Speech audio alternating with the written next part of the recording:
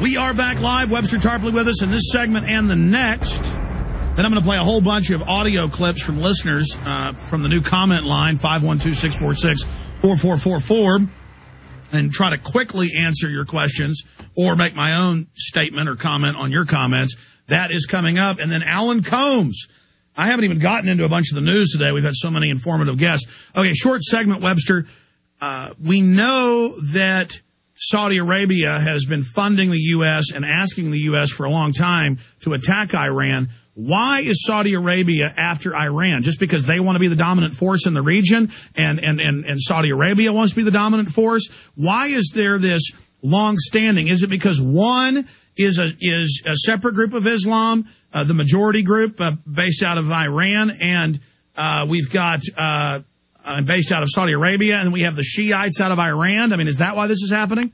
Yes, it's partly religious, right? It's partly Iranian Shiites versus the Wahhabites of Saudi Arabia.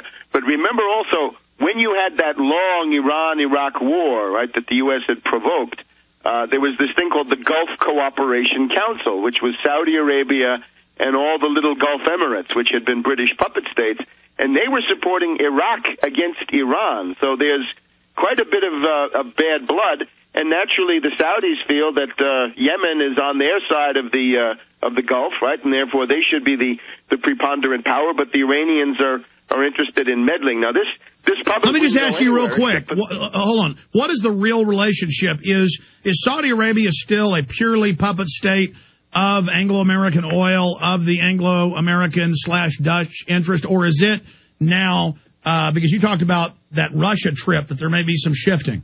Yeah, there's this question of Prince Bandar. What happened to Prince Bandar? Where is he? This is Bandar Bush. For a long time, he was considered to be the chief of the pro-U.S. party. This is the guy that spent 9/11 afternoon and evening with Bush in the White House.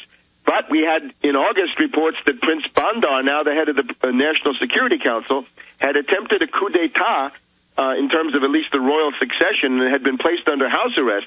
And then we went back and looked at what had Prince Bandar been doing lately, and it was meetings with Putin, trips to Russia, cooperation with Russia, and that all of that necessarily means is that Saudi Arabia wants to be balanced, not a complete puppet state and client state of the U.S., not locked in the deadly grip of Wall Street, but that they'd like to have other options. Of course, that's what the Wall Street characters cannot accept. So I think the internal situation of Saudi Arabia is worth looking at. Here's the other thing. The Hajj, right, the great Muslim pilgrimage, is coming now at the end of this month. It's basically within the next 7 to 10 days. You'll have the people going to Mecca and possibly Medina and then leaving. Now, remember, 30 years ago, when Zbigniew Brzezinski was in the National Security Council, we had a fanatical group, an armed group of about 100 fighters, take control of the Kaaba, right, the central holy site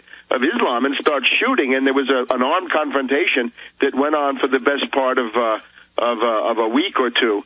And that's what you got to think about. What kind of an event like that? If you had a repetition of that November 1979 attack on Mecca, that I think would tend to shock the world, and people would wonder about the stability of Saudi Arabia, and a whole lot of dollars would flee back to New York under this safe haven. I call this Operation Safe Haven, and I'm wondering if this is the card that Wall Street wants to play. You could also have a coup d'etat in Saudi Arabia, and this could be sponsored by the U.S. Remember, in the Carter administration, Brzezinski was the mastermind of the ouster of the Shah and bringing in Khomeini.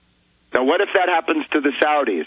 I think some of the Saudis realize they may be candidates for that, and therefore they may be thinking, let's try to get the Russians in here or the Chinese or somebody else so that we have somebody to turn to if the Obama administration tries to foment a coup in this way. Now, some of this is speculation, but maybe not so much. If there was a coup attempt in August, there might be another one soon. But bottom line, the establishment needs global crises. They need to stage events. Could that be staged terror here in the United States? Could it be staged terror in Europe? Could it be a new war with Russia like we saw with 888? I mean, are there other things you see on the horizon? The doctrine currently, and this is what Brzezinski says, is the U.S. cannot be become directly militarily engaged anywhere. So they want to else. use puppet kamikazes. It's enough. You got to play the other countries one against the other. That's why this idea of a conflict between Saudi Arabia and Iran over Yemen is such an attractive idea for these people. We've also got to remember Obama is going to escalate the Afghan war very soon. I want to remind people about that interesting anti-war demonstration in Lafayette Park at the White House, Saturday, December 12th at 11 a.m. If you're near Washington, stop by and protest. All right, that. stay there, Webster. I want to come back, finish up with that, get more into the economy with you. By the way, a program note here. We have watched all the entries, even a few of the entries we haven't posted yet. Charlie Sheen, in the last month, as they began coming in, watches them every day. Talked to Charlie at length last night. We are down to 2 or 3 winners for 20 Minutes with the President. Spell it out, 20minuteswiththepresident.com. And we've got master lists posted at 20minuteswiththepresident.com and Infowars.com and PrisonPlanet.com. We've narrowed down some of the finalists, but those still may not be the winners, but they're up on Infowars.com. I'm going to spend several hours tonight on the phone with Charlie Sheen. He's judging, but he wants me to sit there with him and watch him at the same time with him. We'll be like trying to click at the exact same moments we can be. He'll be in his theater, his big theater, his house with YouTube up on the screen watching him. And I'll be at home with the French bulldog running around biting my ankles and the children running around like heathen. They're great.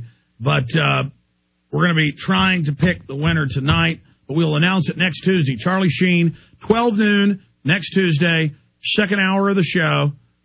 And we'll be breaking it all down and having the winner on. But when we pick the winner in the next few days, be ready for us to email you or contact your channel so we can have you on with Charlie. There's going to be first place, $14,000, second place, $1,000, third place, $500. And Charlie's paying the $14,000 winner. I'm paying the second and third place winner. And I think Charlie's just going to pick all 3.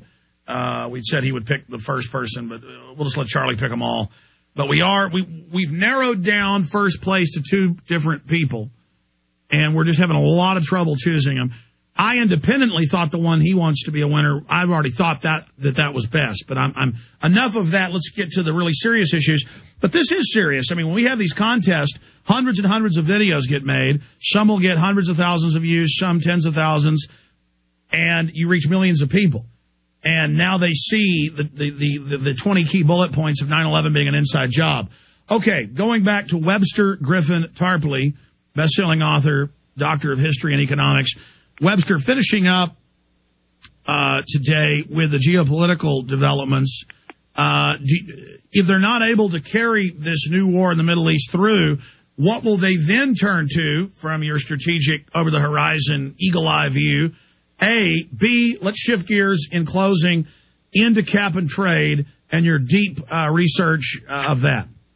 Well, I think the thing to look at is this wave of Islamophobia that we have. We talked about this last time. We have Major Hassan, the Fort Hood patsy, and more stuff every day about what a patsy he is. Just more details. The concept is he's a patsy. But remember, back in August, we had this guy Zazi. Between Queens and Denver, he wanted to blow up New York. He was this radical mosque in Flushing, Queens. Now we've got the Khalid Sheikh Mohammed trial, right? This psychotic patsy and faker and his confrere are going to go on trial in New York. We've got the seizure of the so-called Iranian mosques that are accused of being the property of Bank Melli and the Alavi Foundation of Iran, and there's one right down here in Potomac, Maryland. It's a school. 150 or 200 kids go there, and the feds are seizing it. You've also got the new governor of Virginia, McDonnell. He's a reactionary Republican, and he's owned by this guy Pat Robertson, the religious leader, if that's what we can call him. And Pat Robertson has been making very incendiary statements that Islam is not a religion. It's a terrible social doctrine, and he takes it quite far. You put all this together, we've got an orchestrated wave of Islamophobia. Now, I don't think this is going in the direction that a neocon would like best.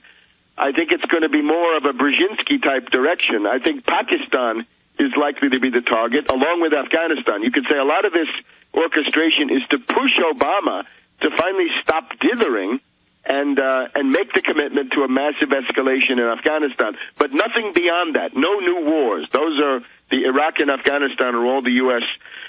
Can handle.